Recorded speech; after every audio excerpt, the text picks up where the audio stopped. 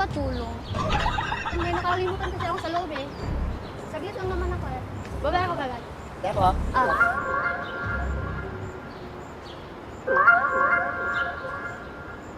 Kuya, kunin ko na yung bag ko.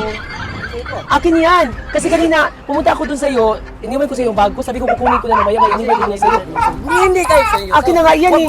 Akin na ito! Tawang bakla! Boy! Akin na!